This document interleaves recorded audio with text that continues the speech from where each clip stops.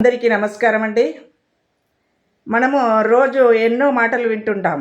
మంచి మాటలు, చెడ్డ మాటలు, కుయుక్తులు, చలోక్తులు, చతురోక్తులు, ఎన్నో తెలుగు భాషలో చాలా చాలా మంచి మంచి మాటలున్నాయి, సూక్తులున్నాయి, జాతీయాలున్నాయి, పొడుపు కథలున్నాయి, అన్నీ వింటాం. అవన్నీ కూడా మనకు సంతోషాన్నిస్తాయి, కొంత జ్ఞానాన్ని గుణిస్తాయి. కానీ కొన్ని మాటలు మనల్ని బాధ పెడతాయి, పోతే జీవితాలను పాడు చేస్తాయి. వాటినే మనము చెప్పుడు మాటలు అంటాం, రూమర్స్. అవి ఎంత భయంకరమైనవంటే విషం లాంటివి. ఒక మనిషి మామూలుగా విషం తీసుకుంటే పొట్టులోకి వెళ్ళిపోయి అది నరాలకు పాకి అంత విషం పాకిపోయి ఆ మనిషి చనిపోతాడు. విషం తాగి చనిపోయాడు అంతే, ఆయన ఒక్కడే పోతాడు. కానీ ఈ చెవుల్లోకి వెళ్ళిన ఈ చెప్పుడు మాటలనే విషం ఈ చెవు నుంచి ఇంకో చెవి, ఇంకో చెవి, ఇంకో చెవి పాకి కొన్ని కుటుంబాలు, కొన్ని వ్యవస్థలు, కొన్ని కొన్ని వందల మందిని నాశనం చేస్తాయి. మరి ఇవి చెప్పేవాళ్ళు ఎందుకు చెప్తారు? సరదా కోసమో, సంతోషం కోసమో, ఎదుటివాడు బాధపడుతుంటే చూసి ఆనందించడానికో సృష్టించి చెప్తారు. సృష్టించి చెప్పిన వాడికి ఏం కాదు, ఆ విన్నవాడు దాన్నే ఆలోచిస్తూ ఆలోచిస్తూ ఆరోగ్యం పాడు చేసుకొని మానసికంగా కూడా కృంగిపోయి మానసిక రోగులయ్యి వాళ్ళ కుటుంబాన్ని, వాళ్ళ వ్యవస్థను పాడు చేసుకున్న రోజులు కూడా ఉన్నాయి. మరి ఇటువంటి విషయము ఇలా లోపలికి ఎలా వెళ్తుందంటే చూడండి, ఒక కుక్క ఏదో మాంసాహారం తినొస్తుంది, దానికి అరగక కక్కేస్తుంది, కక్కుతూ కక్కుతూ ఒర్రుతుంది.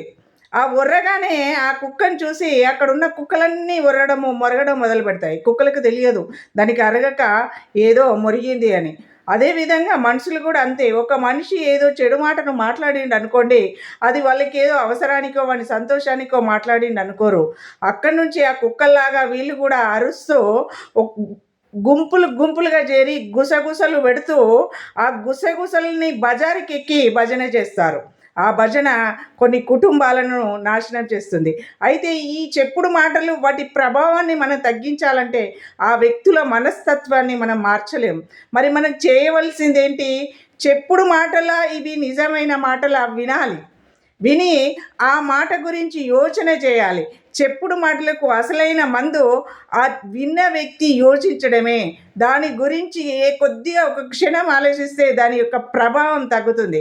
దాని ప్రభావం తగ్గిందంటే దానిలోని ఆ తీవ్రత స్థాయి తగ్గిపోయి మన మీద అది పనిచేయడం తగ్గుతుంది. కాబట్టి ఎప్పుడైనా ఒక మాట చెప్పగానే మనం దాని గురించి ఆలోచించి కొద్దిగా ఆలోచించినామంటే దానిలో మంచి చెడు మన మనసు మనకే చెప్తుంది.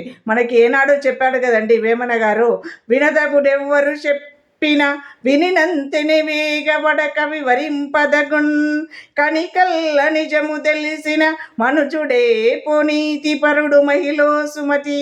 అవును కదా, ఎంత మంచి పద్యమో. ఎవరు చెప్పినా వినాలి, వినగానే వేగిర పడకుండా దాని గురించి కొంచెం ఆలోచిస్తే అతనే నిజమైన మనిషి. అందుకే చెప్పుడు మాటలు అనేవి ప్రతి వారి మీద ఉంటాయి. దాని గురించి కొంచెం ఒక్క క్షణం ఆలోచిస్తే దాని తీవ్రత తగ్గి మనం దాని గురించి నిజం తెలుసుకోగలుగుతాం.